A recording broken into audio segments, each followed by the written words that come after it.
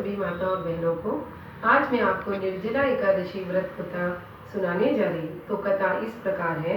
भीमसेन व्यास जी से कहने लगे, हे पितामह, भ्राता युधिष्ठिर, माता कुंती, द्रौपदी, अर्जुन, नकुल और सहदेव आदि सब एकादशी का व्रत करने को कहते हैं, परंतु महाराज मैं उनसे कहता हूँ कि भाई मैं विधिवत भगवान की पूजा आदि तो कर सकता हूँ, दान भी दे सकता हूँ, परंतु भोजन के बिना नहीं रह सकता। इस पर व्यास जी कहने लगे, हे भीमसेन, यदि तुम नरक को बुरा और स्वर्ग को अच्छा समझते हो तो प्रति मास की दोनों एकादशियों को अन्न मत खाया करो। भीम कहने लगे, हे पितामह, मैं तो पहले ही कह चुका हूँ कि मैं भूख सहन नहीं कर सकता। यदि वर्ष भर में कोई एक ही व्रत हो तो वह मैं रख सकता हूँ, क्योंकि मेरे पेट में वृक नाम वाली अग्नि है, सो मैं भोजन के बिना नहीं रह सकता। भोजन करने से वह शांत रहती है, इसलिए पूरा उपवास तो क्या, एक समय भी बिना भोजन किए रहना कठिन है। अतः आप मुझको कोई व्रत बताइए जो वर्ष में केवल एक ही बार करना पड़े और मुझको स्वर्ग की प्राप्ति हो जाए। श्री व्यास जी कहने लगे, हे पुत्र, बड़े बड़े ऋषियों ने अनेक शास्त्र आदि बनाए हैं, जिनसे बिना धन के थोड़े परिश्रम से ही स्वर्ग की प्राप्ति हो सकती है।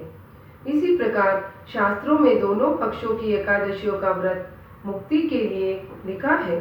श्री व्यास जी के वचन सुनकर भीमसेन नरक में जाने के भय से भयभीत हो गए और काँप कर कहने लगे, अब क्या करूं? मास में 2 व्रत तो मैं कर नहीं सकता। हाँ, वर्ष में एक व्रत करने का प्रयत्न अवश्य कर सकता हूँ। अतः वर्ष में एक दिन व्रत करने से यदि मेरी मुक्ति हो जाए तो ऐसा कोई व्रत बताइए।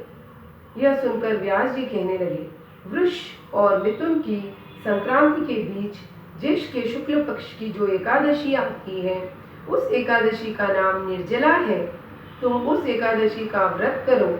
इस एकादशी के व्रत में स्नान और आचमन के सिवा जल वर्जित है। आचमन में 6 मासों जल से अधिक नहीं होना चाहिए, अन्यथा वह मद्यपान के सदृश हो जाता है। इस दिन भोजन नहीं करना चाहिए, क्योंकि भोजन करने से व्रत नष्ट हो जाता है। यदि एकादशी को सूर्योदय से लेकर द्वादशी को सूर्योदय तक जल ग्रहण ना करे तो उसे सारी एकादशियों के व्रत का फल प्राप्त होता है। द्वादशी को सूर्योदय से पहले उठकर स्नान आदि करके ब्राह्मणों को दान आदि देना चाहिए।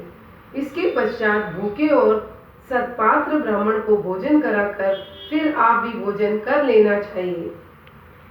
इसका फल 1 वर्ष की संपूर्ण एकादशियों के फल के बराबर होता है। व्यास जी कहने लगे, हे भीमसेन, यह मुझको स्वयं भगवान ने बताया है। इस एकादशी का पुण्य समस्त तीर्थों और दानों से भी अधिक है। केवल एक दिन मनुष्य निर्जल रहने से पापों से मुक्त हो जाता है।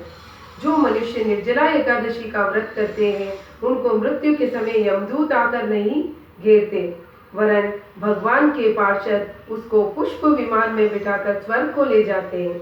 अतः संसार में सबसे श्रेष्ठ निर्जला एकादशी का व्रत है, इसलिए यत्न के साथ इस व्रत को करना चाहिए।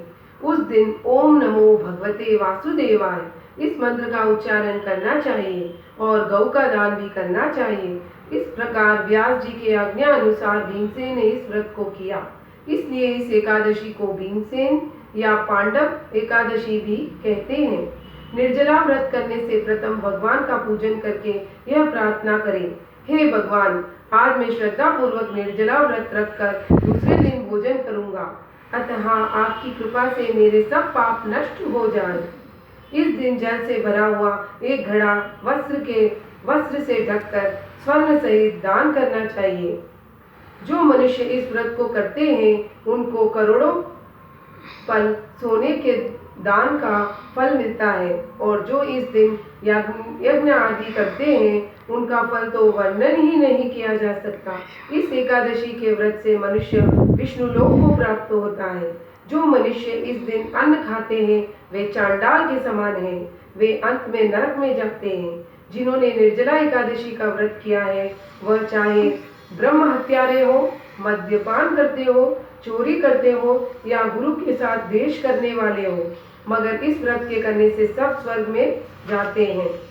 हे कुंती पुत्र, जो पुरुष या स्त्री श्रद्धा पूर्वक इस व्रत को करते हैं उनको निम्नलिखित कर्म करने चाहिए।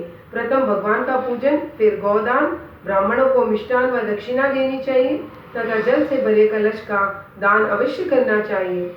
जो मनुष्य भक्ति पूर्वक इस कथा को पढ़ते या सुनते हैं उनको निश्चय ही स्वर्ग की प्राप्ति होती है। तो माता और बहनों, निर्जला एकादशी रो व्रत जरूर रखो और आ कथा सुनो और उन दिन आप पानी भरने जल रो बड़ो ब्राह्मण ने दान करो और सुहासनिया ने आम रो दान करो, वो भी फलदायक है।